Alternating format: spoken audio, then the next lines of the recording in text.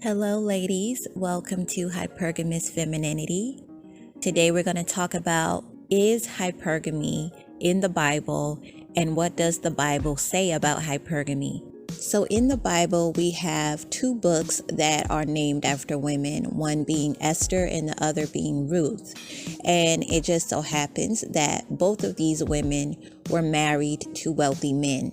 But there are some other parallels between their two stories that I really want to point out to you. And I think these are very important for a woman to know, a woman of God especially. And in the book of Esther, chapter 2, verse 17, it says that the king, which was her husband, the king loved Esther above all the women, and she obtained grace and favor in his sight more than all the virgins. So he set a royal crown upon her head and made her queen instead of Vashti. Vashti was the woman that he was married to before he married Esther, and she rebelled against him. So he got rid of her. So that's very important to know too, because if a woman is to be hypergamous in a biblical way, she has to know that being rebellious against the men in high positions, wealthy men, godly men, you cannot rebel against these men and think that you're going to gain favor with them.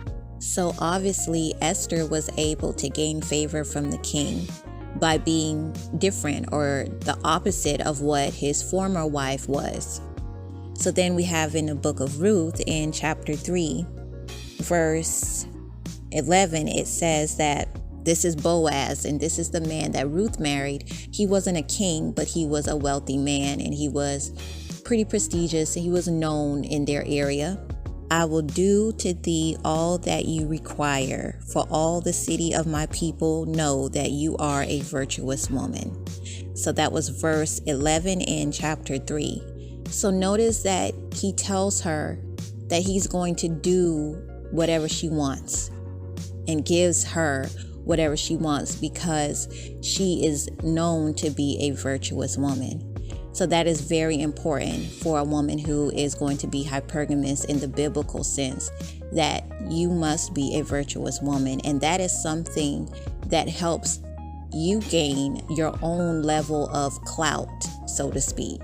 You get your own popularity or your own reputation because of your virtue.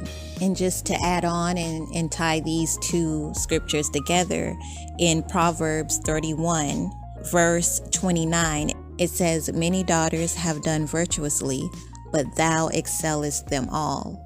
So that is very important because just as we read in the book of Esther, how the king favored Esther over the other women, and this verse in Proverbs 31 is telling us that many women have been virtuous, but this particular woman that is being talked about in Proverbs 31, she excelled all of the other virtuous women.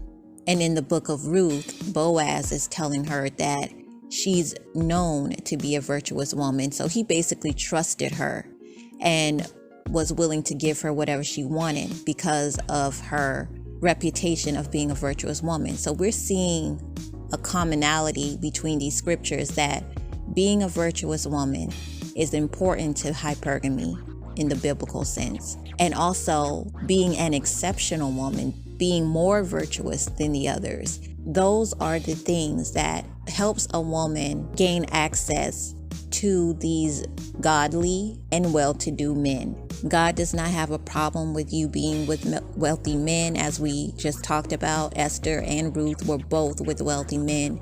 He does not have a problem with you living a life of luxury.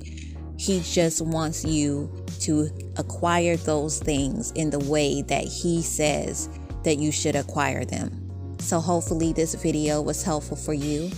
If so, please like, share, and subscribe to Hypergamous Femininity. And please check the description box for more materials on how to level up the biblical way. Thank you for listening to Hypergamous Femininity. God bless.